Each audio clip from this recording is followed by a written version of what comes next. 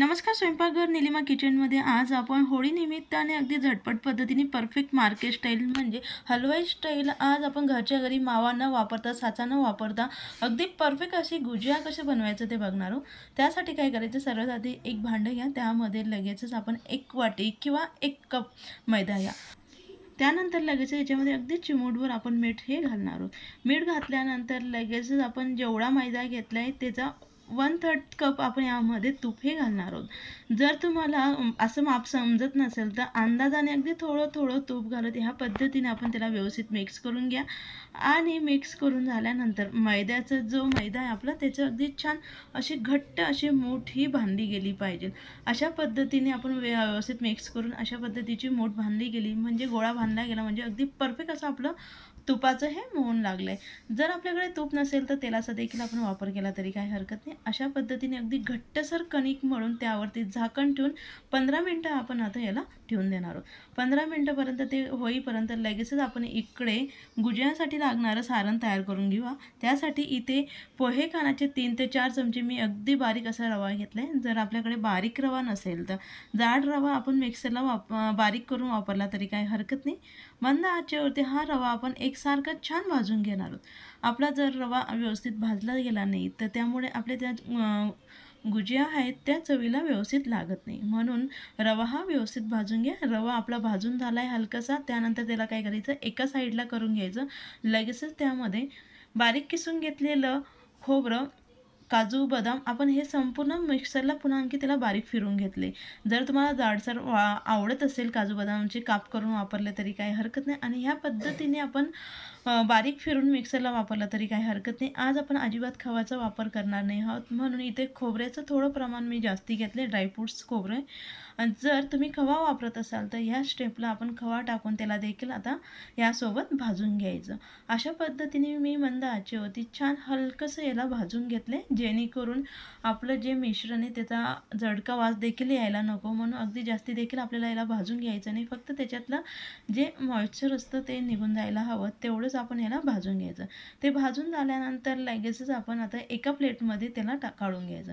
आता मी याला एका प्लेटमध्ये काढून घेतले। इथे आपण अजिबात खवाचा वापर केला नाही, म्हणून मी यामध्ये अगदी छान चव येण्यासाठी इथे बरोबर पोहे खाण्याच्या 4 ते 5 चमचे मिल्क पावडर हे वापरते। म्हणजे आपलं जे काही छोटी पॅकेट येतं 10 रुपयाचं ते इथे मी वापरलं आहे।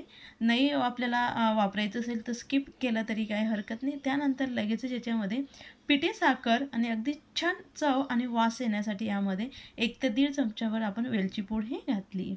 तर हे संपूर्ण साहित्य आपण आता व्यवस्थित मिक्स करून घेणार आहोत। जर तुम्हाला मिल्क पावडर किंवा खोबऱ्याचा देखील जास्ती वापर करून घ्यायचा नसेल तर त्या जागेवरती आपण अगदी फ्रेश मलईचा देखील आपण वापर करून घेतला तरी काही हरकत नाही। त्यामुळे देखील आपल्या ज्या गुजिया असतात अगदी चविष्ट आणि अगदी छान असती खस्ती ती तयार होते।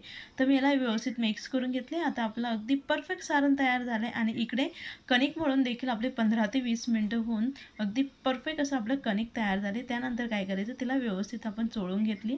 चोळून झाल्यानंतर लगेचच आपण आता ह्या पद्धतीने मध्यम आकाराचे गोळे हे तयार करून घेणार आहोत। आता आपल्याला गुजिया लहान मोठी कशा आकाराने बनवायचं त्यानुसार आपण कणकेचे गोळे हे तयार करून घ्यायचे। कणकेचे गोळे तयार झाल्यानंतर लगेच याची आता आपण अगदी छोटीशी पुरी ही लाटून घेणार आहोत। आता आपल्याला ही जी पुरी लाटायची अगदी जास्ती बारीक देखील नाही आणि अगदी जास्ती जाड देखील नाही। जर आपण अगदी बारीक अशी ती लाटली तर तिथे तेलगट तयार होते आणि व्यवस्थित आपली गुजिया ही तयार होत नाही। त्यामुळे अगदी जास्ती जाड देखील आपल्याला लाटायची नाही आणि अगदी जास्ती बारीक देखील नाही। ह्या पद्धतीने आपण याची पुरी ही लाटून घ्यायची। अजिबात आपण तेल तूप लावून घेण्याची गरज नाही किंवा पीठ लावून घ्यायची गरज नाही। अगदी सहज अशी आपली बिना तेलाची तुपाची पिठाची आपली पुरी ही लाटून तयार होते। आता आपल्या ह्या पद्धतीने 2 मी पुऱ्या तुम्हाला लाटून दाखवल्यानंतर एकसारखी आपली गुजिया ह्या तयार होण्यासाठी इथे मी एक झाकणच्या सहाय्याने याला एकसारखं छान गोल आकाराने कट करून घेते। त्यामुळे काय होणार आहे, संपूर्ण आपल्या एकसारख्या आकाराच्या त्या तयार होतील। तर एक्स्ट्राचे जे कणिक होतं ते मी काढून घेतले। ते काढून झाल्यानंतर काय करायचं, आता मध्यभागी आपण याचं आता सारण हे टाकून घेणार आहोत। सारण आपल्या आवडीनुसार कमी जास्त आपल्याला कसं हवं आहे आपण करून घेऊ शकतो। थोडं जास्ती देखील घातलं तरी काही हरकत नाही। तर ह्या पद्धतीने 1.5 चमच्यावर आता मी हे पोहे खाण्याचा जो 1.5 चमचा असतो तितपत इथं यामध्ये सारण हे भरून घेतले। सारण भरून झाल्यानंतर पाण्याचा हात आपण याला लावून घेणार आहोत, म्हणजे ह्या पुरीला आपण पाणी लावून घ्यायचं. यामुळे काय होईल, आपल्या ज्या कळा आहेत त्या व्यवस्थित चिपकतील आणि तळताना त्या अजिबात त्या निघणार नाही. तर अशाच पद्धतीने व्यवस्थित आपण जोराने थोडं प्रेस करून याला चिपकून घ्या. नाहीतर आता माझं जसं थोडं सारण निघालं तसं देखील आपलं सारण तेलामध्ये निघण्याची शक्यता असते. म्हणून मी तेल लावून भरपूर पाणी लावून याला छान चिपकून घेतले. ते चिपकल्यानंतर काय करायचं, आज आपण अजिबात साचा वापरणार नाही आहोत. म्हणजे साचा न वापरता अगदी परफेक्ट अशी आपण गुजिया हे बनवत आहोत. लगेच काटेरी चमचा घ्यायचा आणि त्या चमच्याच्या सहाय्याने ह्या कळांना आपण आता डिझाईन करून घेणार आहोत. डायरेक्ट आपल्याकडे जर पिझ्झा कटर असेल त्यात कटरने देखील आपण छान गोल आकाराने याला कट करून घेऊ शकतो किंवा काटेरी चमच्याने आपल्याला हवे तसे आपण आकाराच्या ह्या बनवून घेऊ शकतो. तर अशाच पद्धतीने आपण आता उरलेले कणकेचे देखील गुजिया ह्या बनवून घेणार आहोत. पुन्हा आणखी एक मी तुम्हाला बनवून दाखवते. मध्यभागी आपण सारण हे व्यवस्थित टाकून घ्या. जर तुम्हाला थोडं जास्त कोरडं वाटत असेल तर थोडंसं तुम्ही यामध्ये तूप घातलं तरी काय हरकत नाही. त्यामुळे काय होईल, सारण थोडंसं ओलसर होईल. ओलसर झाल्यामुळे तुम्हाला सारण हे व्यवस्थित भरता येईल. तर लगेचच आपण चमचेच्या सहाय्याने आता याला छान असा आकार आणि डिझाईन हे करून घेऊया. अशाच पद्धतीने आता मी संपूर्ण गुजिया हे तयार करून घेते. तर संपूर्ण गुजिया हे तयार करून घेतल्या. जेवढे दिसायला सुंदर दिसत आहेत तेवढे अगदी चविष्ट खस्ती असे आपले खुसखुशीत गुजिया ह्या तयार होतात. साईडला लगेचच आपण आता कढईमध्ये तेल हे गरम करून घेतले. तेल गरम झाल्यानंतर लगेचच काय करायचं, आता यामध्ये आपण गुजिया हे टाकायचं आणि जी गॅसची फ्लेम आहे अगदी कमीही करून द्यायची. अगदी कमी गॅसच्या फ्लेमवरती आपल्याला ही गुजिया तळून घ्यायची. जर तुम्ही अगदी फुल गॅसवरती तळून घ्या तर ते लगेचच तळून होतील, पण आतपर्यंत ते छान तळले जात नाही आणि त्यामुळे आपली जी गुजिया आहे ते खस्ता आणि खुसखुशीत अशी ती तयार होत नाही आणि त्यामुळे ती लवकर मऊ देखील पडते आणि खराब देखील ती लवकर होते.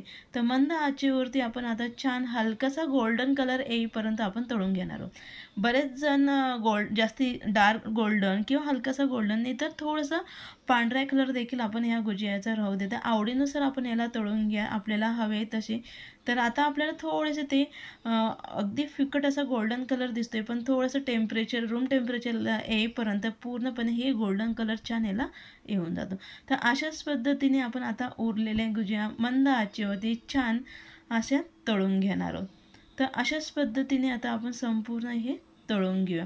जर तुम्हाला माझी रेसिपी आवडली असेल तर नक्की लाईक करा, शेअर करा, कमेंट्स करा, चॅनलला सबस्क्राईब करा, जेणेकरून नवनवे व्हिडिओ अपलोड केले तर सगळ्यात आधी त्याचं नोटिफिकेशन हे मिळतं. तर अगदी साध्या सोप्या पद्धतीने अगदी परफेक्ट असे हलवाई स्टाईल आज मी तुम्हाला गुजिया ह्या तळून दाखवल्या. अजिबात तेलकट वगैरे न होता तेलामध्ये आपल्या गुजिया न फुटता अगदी परफेक्ट अशी चविष्ट खुसखुशीत अशी आपली गुजिया ही तयार आहे.